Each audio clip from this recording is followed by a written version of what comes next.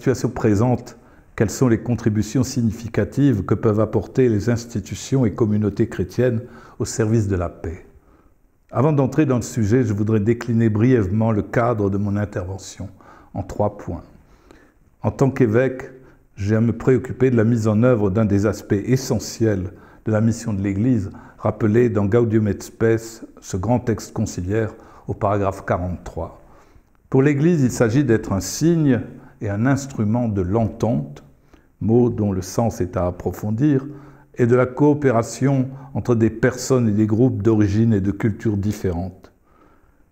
Il faut donc que les chrétiens se sentent particulièrement engagés dans la construction de la paix, d'autant plus que ne cesse d'augmenter le nombre des conflits disséminés à travers le monde et les clivages à l'intérieur de notre propre société, venant en particulier de la peur due à la menace du terrorisme, avec sa violence aveugle et sa puissance capable de frapper de manière inattendue et dramatique.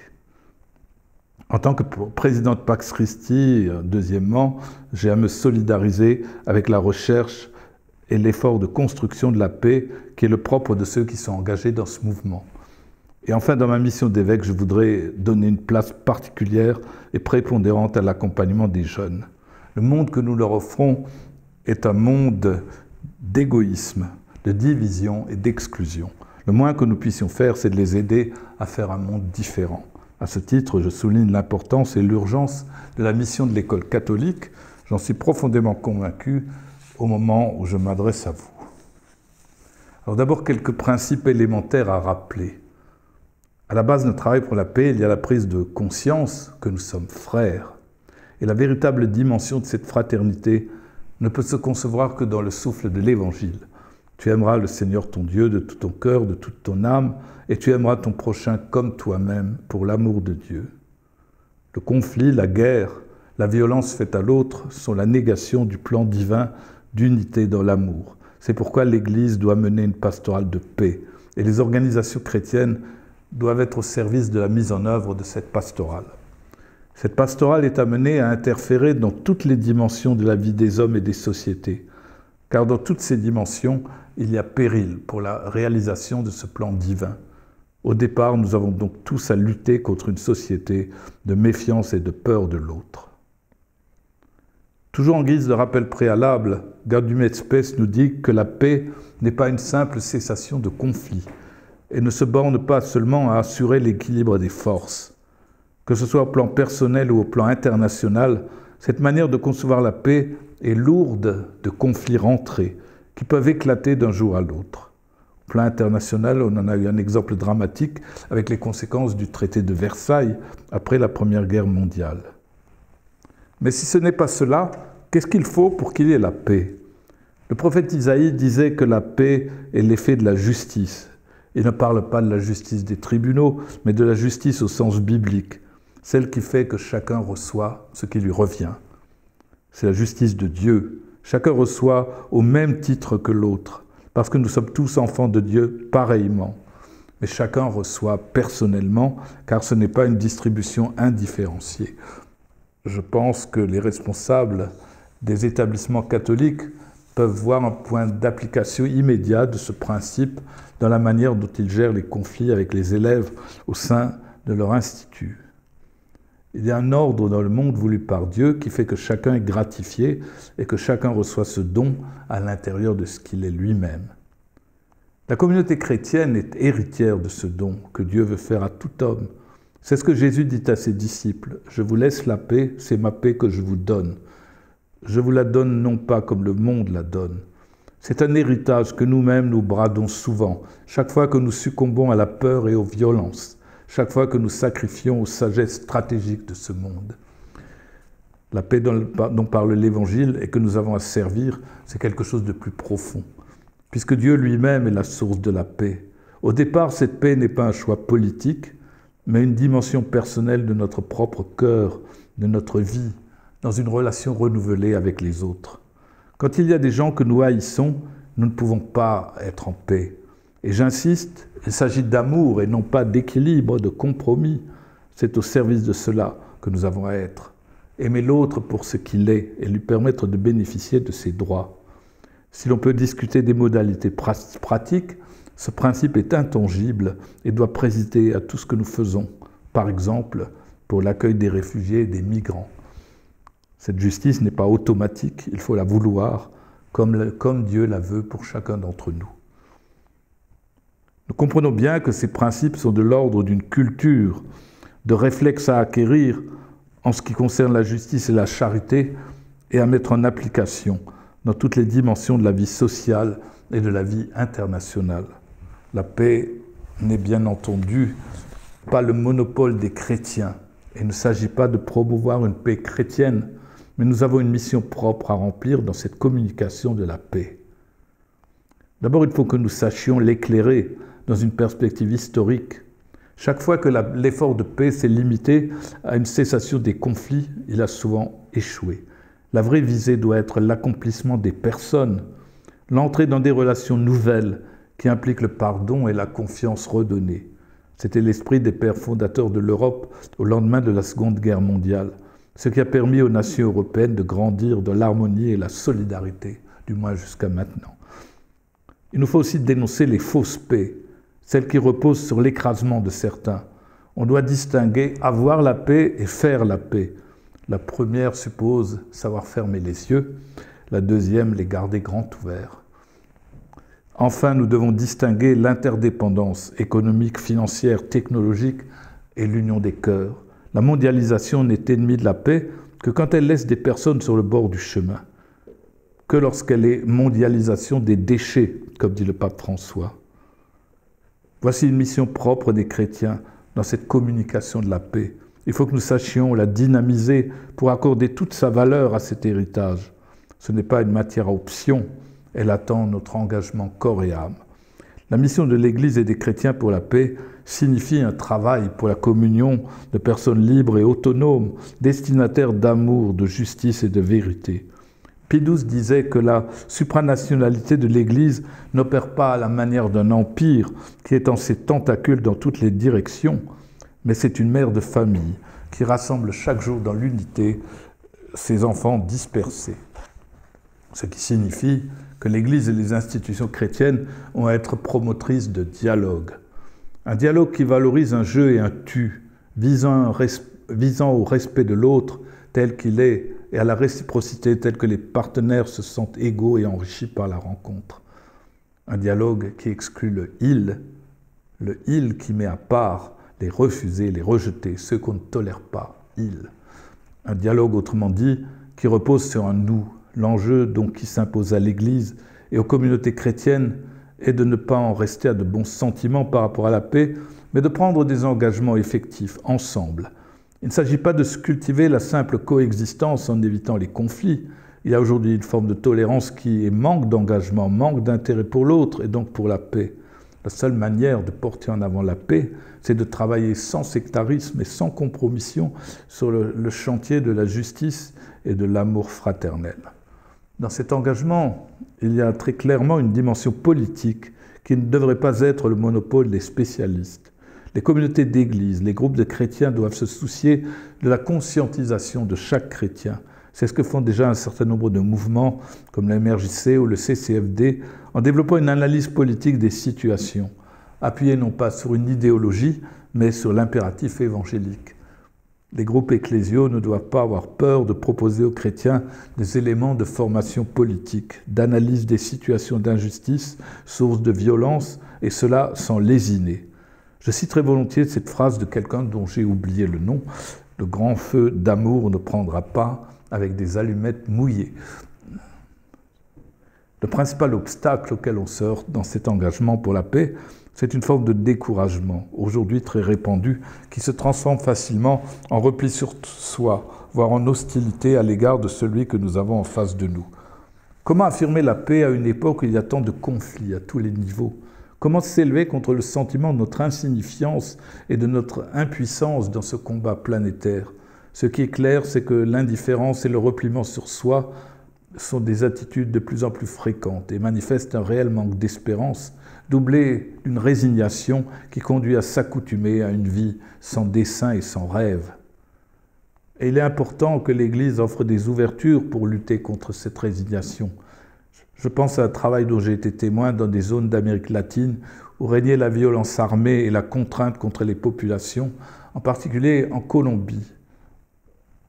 L'Église ne se contentait pas de dénoncer les atteintes aux droits de l'homme, elle offrait aux populations dominées des moyens de se former, de poser des actions positives et de reprendre ainsi la mesure de leur propre dignité.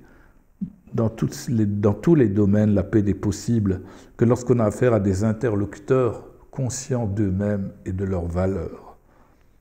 Le grand défaut de notre société d'aujourd'hui, qui ne favorise pas la sortie du repli, c'est que nous avons peur les uns des autres. Le chrétien est appelé à être un pacifique, même dans les situations difficiles de pauvreté, de guerre, d'injustice, de persécution. Le refus de la violence et de la haine s'enracine au cœur de l'identité même du chrétien. C'est pourquoi les disciples du Christ ne peuvent être, dans ce qu'ils font, qu'artisans et communicateurs de paix. C'était la conviction profonde qui a conduit Robert Schuman à travailler à la fondation de l'Europe. C'est assurément un point de vue difficile à tenir aujourd'hui face aux manifestations de l'islamisme. Beaucoup de chrétiens deviennent islamophobes. On devine bien pourquoi. Ils font une lecture du Coran liée à la cruauté de Daesh. Or, notre vocation, c'est de garder la paix contre les passions, contre les nationalismes, contre les ethnicismes et toutes les formes de bellicisme. Alors que les chrétiens sont eux aussi très souvent prisonniers de la peur, des passions, des raisonnements qui mettent au dernier rang les témoignages positifs d'action pour la paix. Dans une déclaration récente, alors que lui était remis le prix Charlemagne, le pape François insiste une fois de plus sur l'importance de promouvoir le dialogue des cultures, qui ne peut conduire qu'à un enrichissement. Alors que se barricader par rapport à d'autres cultures ne peut être que facteur d'appauvrissement. Le pape considère que la culture du dialogue doit s'apprendre dès le plus jeune âge. Elle représente le cœur de l'éducation à la paix, qui doit être l'objectif commun de tous ceux qui prétendent s'engager au titre de l'Évangile dans la construction d'une société plus juste et plus fraternelle. L'éducation à la paix est synonyme d'éducation à l'amour et à la sympathie mutuelle. Aujourd'hui est importante plus que jamais cette éducation pour la coexistence pacifique des peuples de diverses origines ethniques, culturelles et religieuses.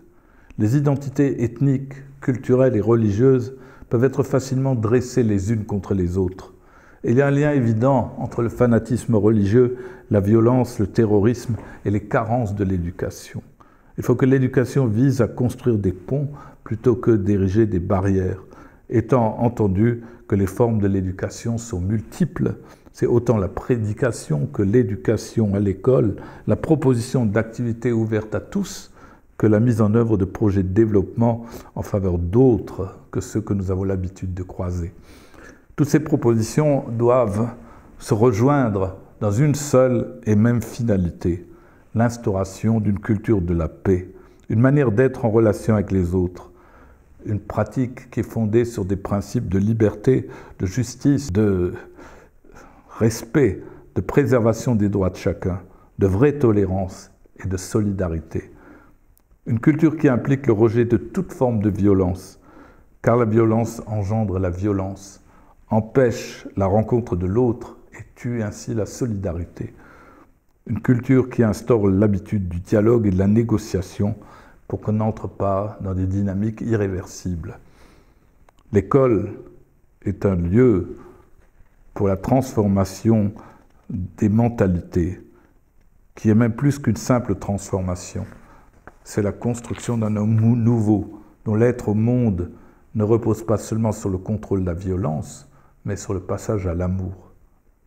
Il y a un passage difficile de témoin à opérer, car la culture de la violence est aussi vieille que l'humanité, au service de la prédominance d'intérêts particuliers sur un bien commun à tous les hommes, au service de la satisfaction immédiate et sans entrave des besoins. Mais ce dont il s'agit dans cette éducation, c'est de montrer que la violence n'est pas une fatalité, que d'autres fondamentaux sont offerts à l'humanité, qu'elle peut mettre en œuvre pour transformer le monde. D'abord, le fait du respect de la vie et de la dignité de chaque humain sans exception. Ensuite, le refus qu'un humain meure par la faute d'autres humains. Et enfin, le refus de l'injustice et de la discrimination. Ce sont des perspectives à rejoindre, qui peuvent être rejointes. On est à l'opposé d'une logique de contrainte, on est dans une logique de confiance en la capacité de l'homme de se réconcilier et d'adhérer à des principes de justice et de solidarité. Cette faculté est en l'homme, mais elle a besoin d'être éduquée. Si l'on ne veut pas rester enfermé dans les conflits, si l'on veut faire prévaloir les chemins de rencontre de l'autre, dans le dialogue et dans le respect de ses droits, ce changement n'est pas seulement de l'ordre du passage à une nouvelle pratique culturelle, mais il relève d'une conversion spirituelle. Quel chemin à ouvrir pour permettre à cette faculté qui est en l'homme de s'exprimer? Il s'agit d'élaborer et de mettre en œuvre des programmes pour réduire les injustices et les misères. C'est le travail que font des organismes comme le Secours catholique et le CCFD. Il s'agit d'apprendre à résoudre les conflits autrement que par la violence. Nous n'avons pas tellement d'organismes qui apprennent la gestion des conflits dans l'Église. Dans l'Église, on a souvent encore tendance à écarter les conflits. Il y a besoin d'un apprentissage de la résolution positive des conflits. Il s'agit d'apprendre à faire confiance à l'autre. Encore une fois, l'enjeu n'est pas un discours sur la paix, mais l'interrogation sur les conditions pour la promouvoir.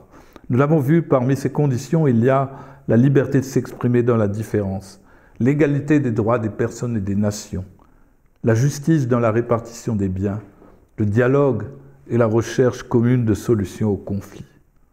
Ce qui implique un comportement nouveau dans les relations, à savoir renoncer à dominer, écouter respectueusement le point de vue de l'autre, établir la transparence et la franchise dans les relations, discerner l'essentiel de l'accessoire.